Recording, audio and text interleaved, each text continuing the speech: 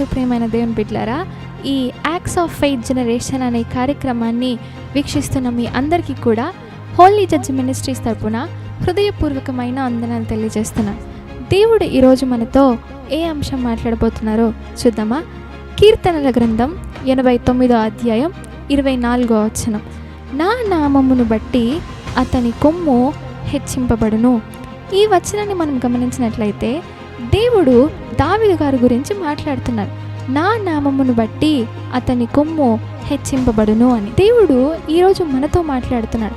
నా నామమును బట్టి మీ కొమ్ము హెచ్చింపబడును అని. బైబిల్ లాంగ్వేజ్లో కొమ్ము అనే వర్డ్కి మీనింగ్ ఏంటి అంటే ఘనత, విజయం, బలం, శక్తి, అధికారం అని అర్థం. దీని ప్రకారం దేవుడు మనల్ని బలంలో హెచ్చించాలని కోరుకుంటున్నాడు, ఘనతలో హెచ్చించాలని కోరుకుంటున్నాడు, విజయంలో హెచ్చించాలని కోరుకుంటున్నాడు, శక్తిలో, అధికారంలో హెచ్చించాలని కోరుకుంటున్నాడు. ఓవరాల్గా దేవుడు మనల్ని ప్రతి రంగంలో హెచ్చించాలని ఆశపడుతున్నాడు.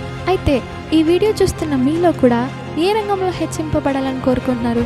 ఉద్యోగంలోనా, చదువు విషయంలోనా, చేతి పనులలోనా, బిజినెస్లోనా? ఏ రంగంలో హెచ్చింపబడాలని కోరుకుంటున్నారు? మనం ఏ రంగంలో అయితే హెచ్చింపబడాలని కోరుకుంటున్నామో దేవుడు మనల్ని ఆ రంగంలో హెచ్చింపజేస్తాను అని ఈరోజు దేవుడు మనకి వాగ్దానం చేస్తున్నాడు. సో మనము భయపడాల్సిన అవసరం లేదు, దిగులు పడాల్సిన అవసరం లేదు. ఆయన నామాన్ని బట్టి మన కొమ్ము హెచ్చింపబడుతుంది. బైబిల్ గ్రంథంలో కూడా దేవుడు కొంతమంది వ్యక్తుల్ని హెచ్చింపజేశాడు. వాళ్ళని నేను మీకు గుర్తు చేయాలని ఆశపడుతున్నాను.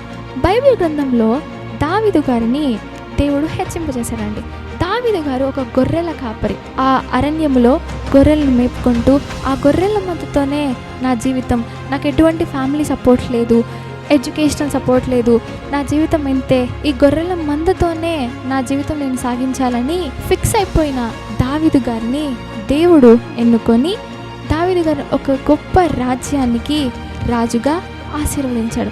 సో ఈ వీడియో చూస్తున్న మీరు కూడా నాకు ఎటువంటి బ్యాక్గ్రౌండ్ లేదు, నాకు ఎటువంటి సపోర్ట్ లేదు అని బాధపడుతూ కుమిలిపోయి సఫర్ అవుతూ ఉంటే దేవుడు ఈరోజు మనకే వాగ్దానం చేస్తున్నాడండి, నా నామాన్ని బట్టి మీ కొమ్మును నేను హెచ్చిస్తాను అని.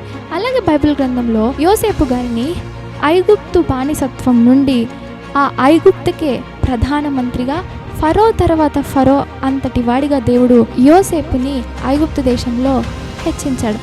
ఎస్తేరుని షూషను కోటలో ఒక అనాథగా బానిస స్థితి నుండి ఆ రాజ్యానికి ఒక రాణిగా ఎస్తేరుని హెచ్చించాడు. అలాగే దానియేలు గారిని ఆ బబులోను దేశంలో బానిసత్వంగా ఉన్న దానియేలుని ఆ బబులోను దేశానికి 3వ అధికారిగా దానియేలుని హెచ్చించాడు. సో ఈ వీడియో చూస్తున్న మీలో కూడా నాకు ఉద్యోగం వస్తుందో రాదో, నాకు ఈ ఉద్యోగంలో ప్రమోషన్ వస్తుందో రాదో, నేను ఈ చదువులో నాకు అనుకున్న మార్క్స్ వస్తాయో రావో, నా చేతి పని ఆశీర్వదించబడుతుందో లేదో, నా బిజినెస్ సక్సెస్ అవుతుందో లేదో, నేను దీవించబడతానో లేదో, నాకు ఎటువంటి తల్లిదండ్రుల సపోర్ట్ లేదు, ఫ్యామిలీ సపోర్ట్ లేదు, నాకు మనీ సపోర్ట్ లేదు, ఫైనాన్షియల్ సపోర్ట్ లేదు, ఇలాగా నా జీవితం ఇంతే, నేను ఇంకా ఆశీర్వదించబడను అని ఇంకా నిరుత్సాహపడిపోయి జీవితంలో కుమిలిపోతూ నా జీవితం ఇంతే అని మీరు బాధపడుతున్నారేమో.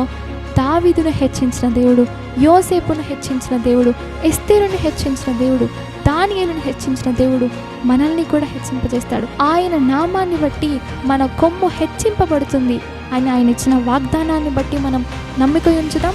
మనల్ని దేవుడు తప్పకుండా హెచ్చింపజేస్తాడు.